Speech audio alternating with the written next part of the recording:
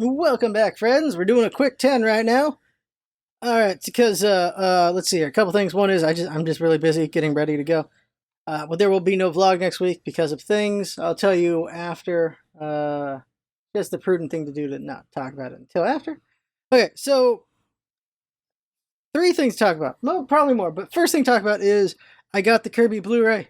I bought it. I got it. I imported it. It was $500. Oh my god. 100 episodes of anime. Blu-ray quality, behind the scenes stuff. They give you the storyboard book for the first episode. There's a bunch of stuff for like interesting information for every episode. Interviews with the voice actors for the Japanese side of things. I wish there was a way to make the 4Kids version happen, but due to lots of litigation, all that stuff, that's never going to happen, which is sad. Just sad. I hope we get a second anime someday and it'll maybe be more faithful to the games. But I'm so happy to get the Blu-ray. Extremely happy to get it. It was expensive, but I got it because they were making it really hard to get it outside of Japan. But I did some workarounds and now I have it and it's here and I'm happy. Very happy. I was overwhelmed with happiness just going through it. I already put it back. I put it back in its... I resealed it and everything, so it's nice and pristine until I actually get to utilize it in the future. Because someday we will look at those Blu-rays and utilize them, especially the behind-the-scenes stuff, but that is years from now, because I do not have the ability to translate, and I do not have... Well, maybe I do have the money to pay someone to translate some of this stuff, considering I just paid how much for these things? Talking about Kirby really quick. I will never be able to own everything that is Kirby, so I'm not going to try. If I got in at this at the start, I would try, but I did not. There are some really old Kirby plushies. There's a couple you can get for like $100, and there's some you get for a couple thousand. So never gonna be able to pull that off at this point in my in life. At the start, when everything was like $50 or 25 or $10, yeah, but not now when things are thousands of dollars. Unless I get myself a $1 million wife who's okay with giving me money to do that kind of thing. Or I hit the lottery, I'm not going to be able to collect every Kirby thing ever. What I am going to try to do is collect every Kirby manga, though, because that is feasible. Some are not. There are Kirby mangas that were just in school books. So that's the hard one. But if I can pull that up, I would be very happy, because I want to get all of them because the mangas are pretty good. They're very entertaining. I would love to get all the manga. I have 200 Kirby books. I'm missing like 100 to 200 books. There's a lot of Kirby books out there. You don't realize that because it's all only in Japan. That's the problem. So the main topic I want to talk about has got to be that submarine. Oh my god, everyone's talking about it, of course.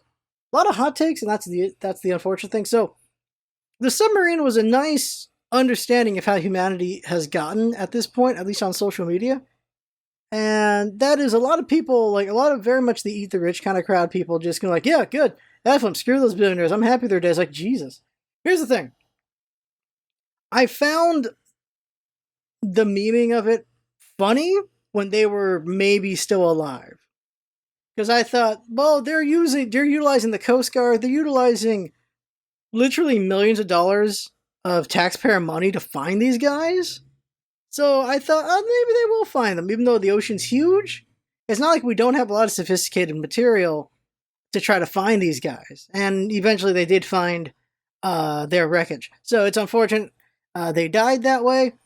What's unfortunate, really, there were 4 people who didn't deserve it, and 1 guy who totally did. That's really the truth of it is. It was a billionaire and his son, so it's very unfortunate his son dying. Some more adventurous billionaires. And then the CEO of the company, who was very flippant about safety and all this stuff. And like, that's the only one where I'm like, yeah.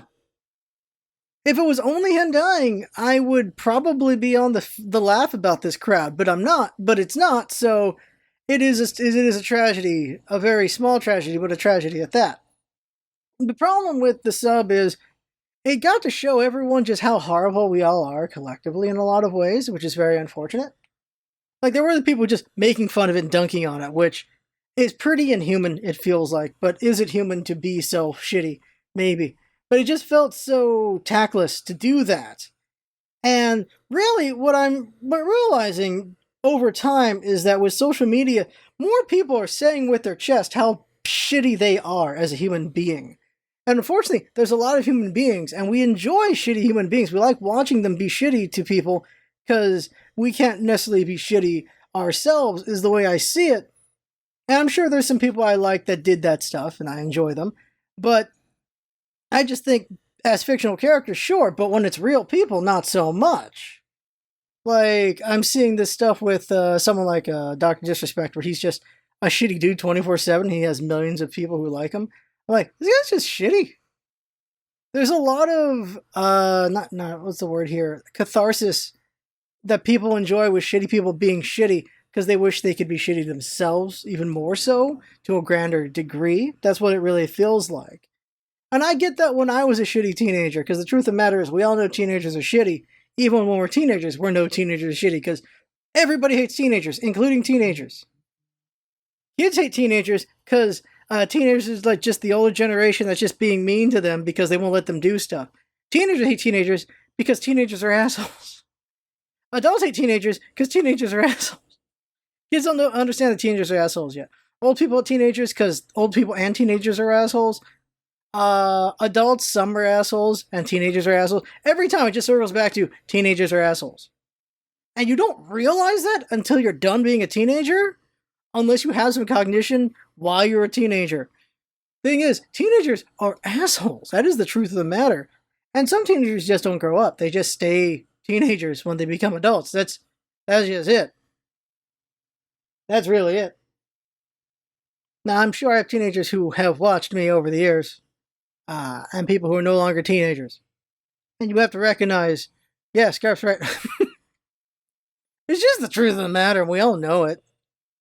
And this is like the thing is, we don't get to loop around and do it again and try to be better teenagers next time. We only get one shot as far as we know.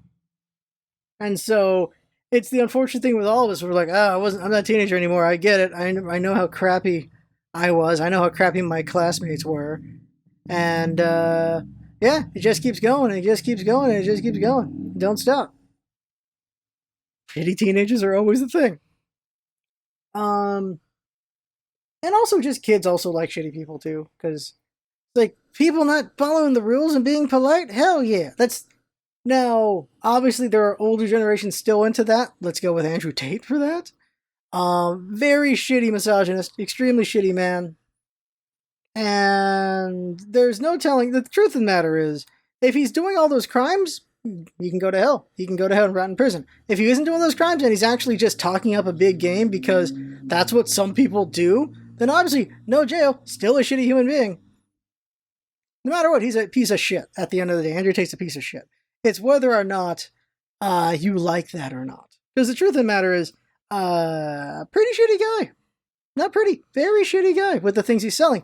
The thing is, there's a lot of incels out there. There's a lot of incels out there. And if you're a fan of Andrew Tate, I'm sorry you are a fan of a piece of shit. But you're a fan of a piece of shit. And I think you need to recognize that. Like, I'm a fan of some piece of shit people, too. I don't need to name them because Jinx doesn't like them. And I don't like talking about it with Jinx. But there are shitty people I like. And it does get harder over time to defend them. But it's like, well, there's still things I like about them. But that is becoming a smaller and smaller percentage of who they are as time goes forward. Because they do more shitty things. And sometimes nice, cool things, but still more shitty things. The one thing is, I ain't saying with my chest. I am just in the closet on this one. I just like what I like. But I'm not spreading it around. And I'm definitely not doing some of those ideologies. People who've watched us long enough know what I'm about. I'm about being kind and taking care of each other. There is some fun and catharsis to shittiness, but at the end of the day, I don't want to harm anybody. I'll harm NPCs, because NPCs are digital things, but I will not really be shitty to a stranger online, because I am a stranger online as well. Treat others as you want to be treated, right? That's how I roll now. Now, when I was younger, of course, I was crap people. I'm just thinking of random instances where there are just kids who don't understand that they're being shitty, or they do, but they think it's okay because they're being a kid. Where I remember, this is just with other people, where one kid was being a piece of shit to another kid. And he's saying, oh, I was just having a bad day and I really want to take it out on someone else. That's not okay. That's not okay. Now, you would assume they learned it from their parents because their parents had a bad day, so they took it out on them, or their friends did it to them. That's what goes around coming around to other people. That ain't okay at all. And really, it is up to you to be the stop where that doesn't happen anymore. Where instead of continuing what other people are doing, you just break it and you don't do it. You don't push it forward. You don't push the hate forward. And that is a choice, but you don't always realize that's a choice, I suppose. And at the point I was like, dude, you could have just not been shitty. You could have just not necessarily buried it, but put that energy somewhere else. You could have just not done that. The truth of the matter is, like, just the metaphysical way to put it is energy. Just like, you feel all these things, and you can use that energy, that emotion, and put it into something else. And put it into something productive. It's hard, but you can. You don't have to just let off steam and harm others in the process. You don't have to do that. You don't have to destroy property. You don't have to hurt people's feelings. You could just let it go. Which is a very hard thing to do, but it's a thing you can do. Because when you do damage, what is the point of doing that damage? You're just damaging. And those things are hard to repair. This is coming from someone who has lived a very self-destructive time at points in my life. I'm just saying this now so you guys can maybe not do it too. Is like, if you feel a lot of overwhelming emotion, you can try to take a step back and try to do something better with that energy and emotion. It's just very hard. Of course it is. Preaching as best I can from what I actually know. Going back to Andrew Tate, I have had incel thoughts. I've had them, and I'm like, what the why did I have that thought? I know it's a shitty thing to think. Why did I think that? Luckily, I had thoughts when I'm at a point where I can recognize and try to figure that out. I'm like, why did I think that? And it's like, well, because just the treatment I've had in my own instances of life, where I can think certain things, I'm like, well, that's not right, and you know it's not right, and then I just evaluate and change. I'm trying to think of what those incel thoughts are, so I'm not actually just blowing smoke, but I actually can't remember what they are right now. I just know I have had shitty opinions of women at times. I've also had shitty opinions of men at times, obviously. Right now I'm having shitty opinions of teenagers. But I always try to be a fair person because not all people are the same. Not all women are the same. Not all men are the same. There's just a lot of shitty men. There's just a lot of shitty women. And good luck with which one you find every time you meet somebody. But I think it's important to try to give people a fair shake. Let them tell you who they are through their words, through their actions. Not through your first impression necessarily. Like, not through... it's hard to say. Like, the whole point of humanity when it comes to things is we have instincts where we try to use shortcuts. Try to use these shortcuts, try to understand who a person might be so that we know how to approach and just not have a bad time or avoid a bad time. Like, I'm sure shorthand for some people say like a skinhead or tattoos or this or that, they have these negative thoughts about that, or certain piercings. And so they use that to shy away, but there's plenty of decent people who just like that look. And there's also plenty of shitty people like that look too. It's just, you don't know until you know. That's just the truth of the matter is, and this is why you're willing to take the risk there. I don't know. One thing for sure is crazy comes in all shapes and sizes, so that's just a minefield that you just have to navigate in life. There was a third thing. Andrew Tate was kind of that. Oh yeah, now I remember. And Dr. That was the third thing, really. It was just talking about, like, going back on how things are popular and trying to understand why they're popular. And really, the reason why, I already tried to explain, like, someone like a shitty person like Dr. Disrespect is, he's popular because he's being shitty for people who just want to be shitty, and they can't. He's a vicarious thing, I feel. And he's also, I just entertaining to certain people, like, just being like that. Like how Cartman's entertaining to certain people, and abrasive characters like that. Like, an outright asshole in fiction that I'm a fan of is House. Dr. House. He's a shitty person. The reason why you like him, though, is because he's a shitty guy with a heart of gold, is basically what that character is. He cares about people, he tries to save lives, but he's just a miserable person himself. And that's really what fiction has done, is it makes you believe that maybe these crappy people actually are nice on the inside. because we've gotten these fictional versions of that. But the truth of the matter is humanity's a little more mundane than that. Shitty people are just shitty. Oh, the other thing was just the rules for thee, not for me kind of bullshit is something I always find very childish. So here's the thing.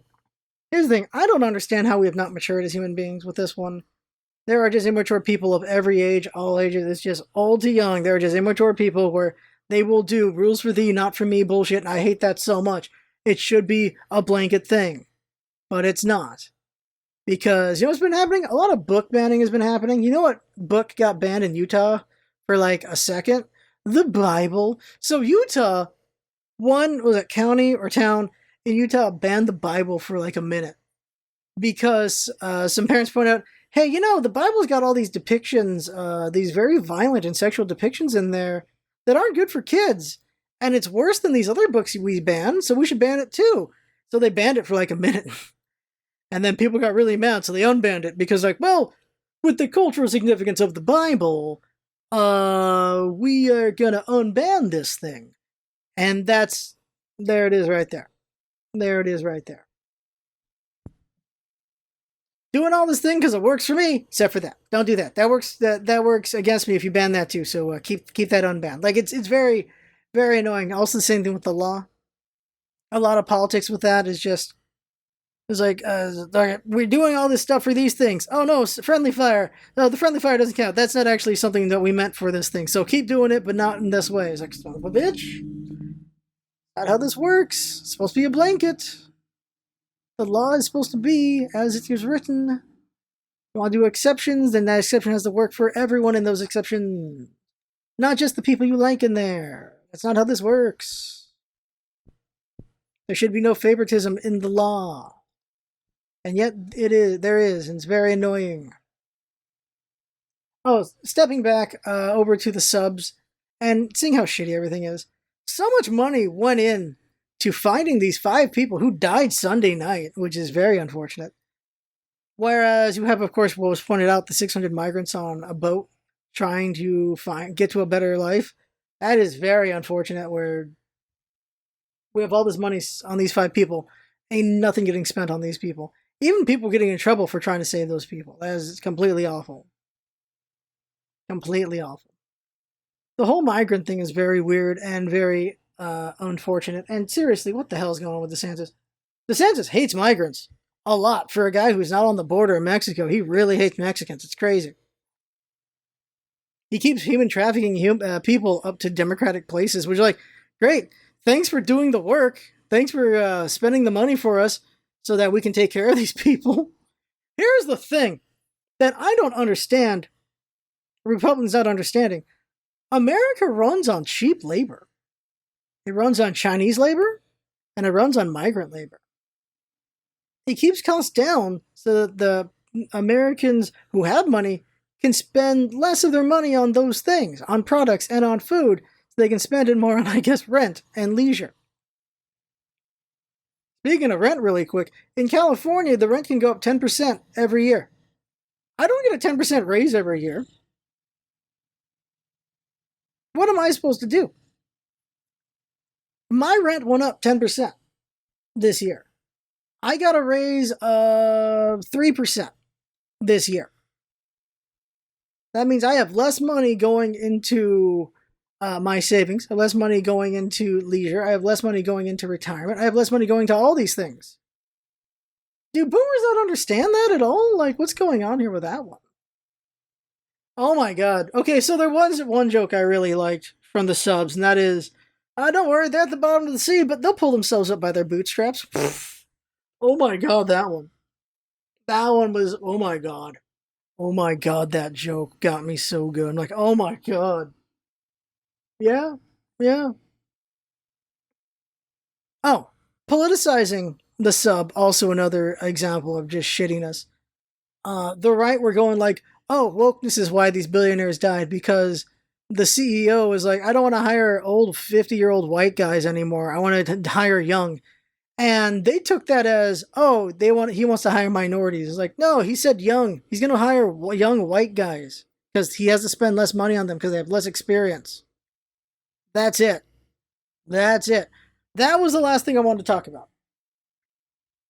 There it is. Okay, we're going a little bit longer. Since we're not doing a vlog next week, let's go a little longer. An interesting point that was brought up that I never thought about, and that is diversity means also including white straight males.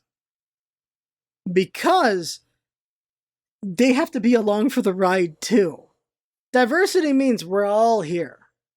Sure, the white straight males are the majority, but they're also a part of everyone too. So as we add more to the group and have less of them, we still need to keep some of them around and have them be comfortable to be there. And that's going to take some work because obviously they're just used to just seeing themselves everywhere. So of course that's going to be uncomfortable. And so it's a different thing where it's like minorities seeing themselves in places they've never been, while the majority is being comfortable with minorities coming in and growing with them instead of being othered. Now, this is an issue with a lot of things when it comes to diversity and also, I will say, feminism. When it comes to these movements of trying to bring minority and majority together, the majority has to not necessarily be babysat or handheld, but needs to be helped to understand what's coming in there so that they can transition too. The transition of the minority coming up and the transition of the majority coming down. There should be these two transitions so there's a happy medium. But we're not getting that happy medium. What we get is straight white dudes are the devil. We keep getting that. And I understand the frustration with that for straight white dudes. I am around way too many of them, so I get what they're coming from. They're a little annoying at times when they bitch about it, though. But I get it. Still annoying. Still annoying, though. Straight white men are not the devil. But they get treated like the bad guy a little too much. I can say that. But there are a lot of shitty straight white men, just like there's a lot of shitty everything as well. Now, why I bring feminism into this is feminism that is not egalitarian, I find pointless. Because building women up does not mean breaking men down. Same thing as bringing in diversity does not mean breaking down white men. There are times when diversity goes full circle and becomes racist again, which is very frustrating and extremely stupid. Remember a couple of years back with that one college where the minority students were doing a walkout and they were insisting that white professors should quit so they could hire more minority professors? That's not how that shit works. That's not how it should work. Especially because a lot of these white professors were like, yeah, they're all for diversity and everything, but that's not how you do it. And I agree with them on that. It's like, I'm not going to just give up my career to bring in another professor here. If I'm a passionate teacher and I want to teach these kids and all this stuff, I'm not going to just have someone else do my job. I'm here to do this job. I talked about this, like, what was it, last week or the week before when it came to, like, the whole affirmative action thing.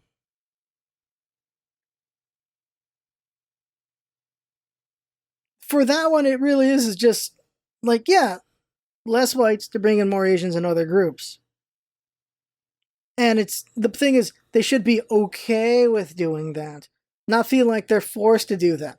But the problem is, again, people are shitty, like I said last time, and this time, so that's why Harvard doesn't bring in more minorities and less white, less majority, because they're being shitty. They just want to bring as many white as they can. And there's a lot of course, legacy hires and all that stuff. Legacy ends and all that. Feminism, in my mind, has always been egalitarian. What that means is equal between the genders. Men and women, equal. That's what it means. It doesn't mean women become better than men. It doesn't mean men have been better than women this whole time and blah, blah, blah, blah, blah, blah, all that shit. No. I think I talked about it last time. I was like, I'm surprised that we just had only patriarchy for, like, the majority of history. Egalitarianism. That is true feminism in my mind. Because the radical other side of feminism is the whole just women up, men down. Like, no, it should be coming to the center. Coming to the center. Together. That's what it should be. You, of course, have incelly shitty men who are like, all right, so if we're making everything equal, equal rights, equal fights, right? Like, I can punch a woman. It's like, that's not what it means. Okay, that is what it means, but that's stupid because, look, what year are we in? 2023? Violence should not be the thing anymore. Violence should only be for, well, sports and, well, dealing with, honestly, what's the word here?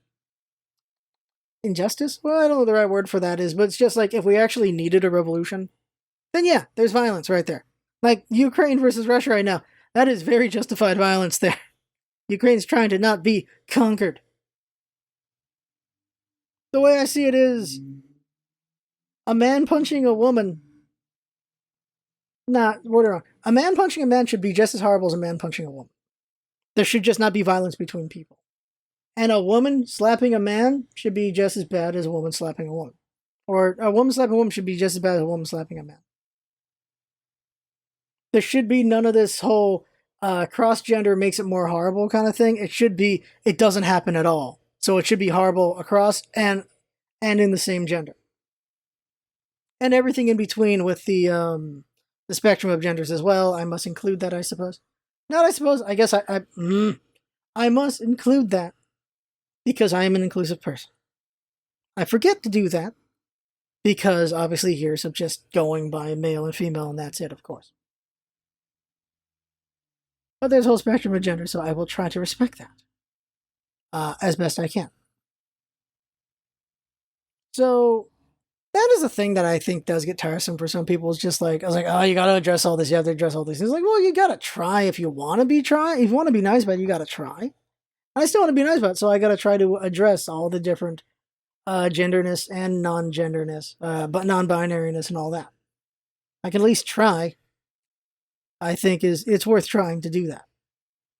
But yeah, the idea of egalitarianism is just like, yeah, equal in everything. Equal in pay, equal in this, equal in that. The only times you separate it, of course, is in sports. And just things where it really is just one is better than the other physically on things. There is some mental differences that have been studied over the decades. And the school's still out in certain things, but there are some differences between men and women mentally as well that have been studied. But I don't know if there's enough to really do a separation there compared to how you do it with sports. I don't know. I have not studied enough into that. I know there's been a lot of studies, though, but I don't know about that. But sports, for sure, yeah, there should be some separation. Because if not, then men just break every record. That's just the truth of the matter, unfortunately. It's just how evolution has gone. There's a lot of just more muscle in a lot of things. That's it. And I should not be an asshole for pointing that out. It's just the truth of the matter, unfortunately. There are things where it's like, that's just the facts, guys. I'm not trying to put it out to be a D-bag. Like, that's just it.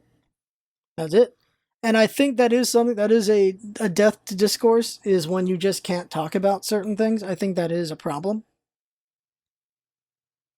But yeah, equality is, well, just equality in a lot of ways. And I suppose equality socially, as well as the men don't just pay for everything, is something that has been put as generally meaningless. That is something that could be a topic for another time, because we're going pretty long, is just how being a gentleman and how the death of being a gentleman. I think partially that is men's fault, but there's also women's fault in other ways as well, for different reasons. I talked about egalitarianism with feminism. What was the other? Oh yeah, diversity and all that. No, I talked about that too. It's like you just can't leave white men behind alone. You can't just leave straight white men behind.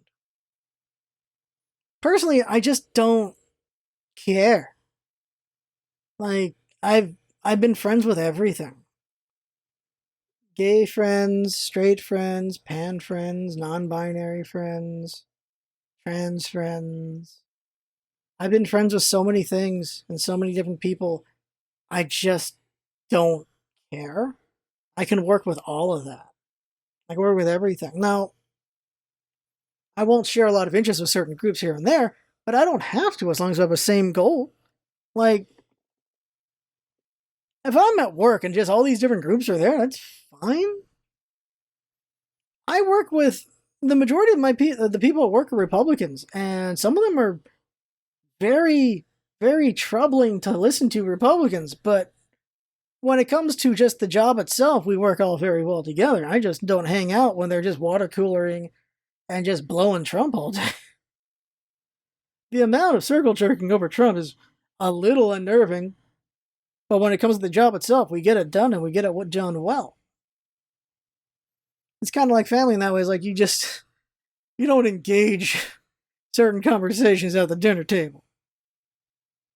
No, okay. One last complaint is when I get pulled into it. I'm like, what the fuck you doing pulling me into this bullshit? Seriously. Like, the whole vaccine stuff was happening with the kids. And the parents at work were like, well, what's your opinion? Like, I'm like, I don't have a dog in this. Why the fuck do you care what I think? Because they're all being anti-vax about it. And I'm like, obviously, I want their kids to be vaccinated. I want them to be vaccinated. I want their kids to live. So that was my opinion. I was like, look, personally, I would rather vaccination works for everyone. And because you need everyone to be vaccinated to protect the people who can't be vaccinated. That's just the whole thing. It's the herd immunity. That's the idea there. And then they had all their arguments about it. And I'm like, well, I don't have anything to fight that because you already know what you want. So I don't even know why you asked me my opinion. It's like, seriously, why did you even ask my opinion? And then just move on and go back to work. Like, at work, the job is it's a civic duty. It's a very important civic duty. So I'm glad we all take that very seriously. And the politics can go to the wayside when the job's going on, as it should be. We can all get along, but it's just, it is terrible to have coworkers who just think some of my friends aren't even human. And there's no arguing with them. I'm the only one there who thinks otherwise. That is just not going to work out. They're like, you see hate stand against. It's like, yeah, no, fuck you on that one. I don't really want to be a pariah. I'm stuck with these people for 30 years. And that's part of the unfortunate truth of the matter is conversations need to be had to have it change. But there is a time and a place for that, and it ain't when you're the only one there. It ain't going to work that way. Maybe it's 2-on-3, 2-on-2, but 1-on-5 ain't going to work out. No, it ain't going to work. You can try to sneak in good examples and have them, accidentally see it or something like that. I don't know. But you can't just try to take them head on with that because they'll just always dig in their heels and just be hateful, which is very unfortunate.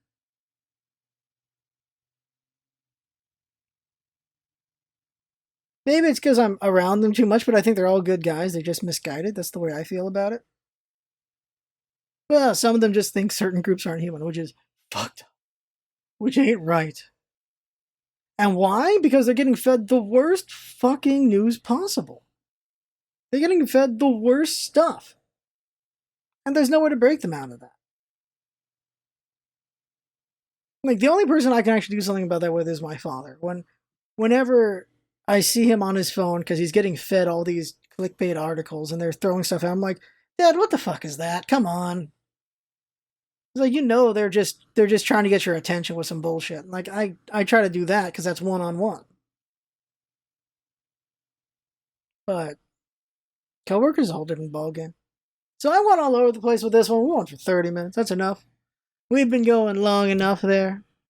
Just reflecting and thinking and really thinking about a lot of things and putting out there how I feel about things. I'm sure there are people who don't like my opinions on things. Even when I'm trying to be fair here. And trying to admit my own faults here.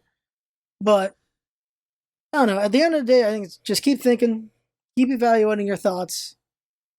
If you have hurtful thoughts towards other people, just question why that is. And try to get to the center of it. And it's like, is that really worth having? Is that really worth feeling? Is hating a certain group really worth it?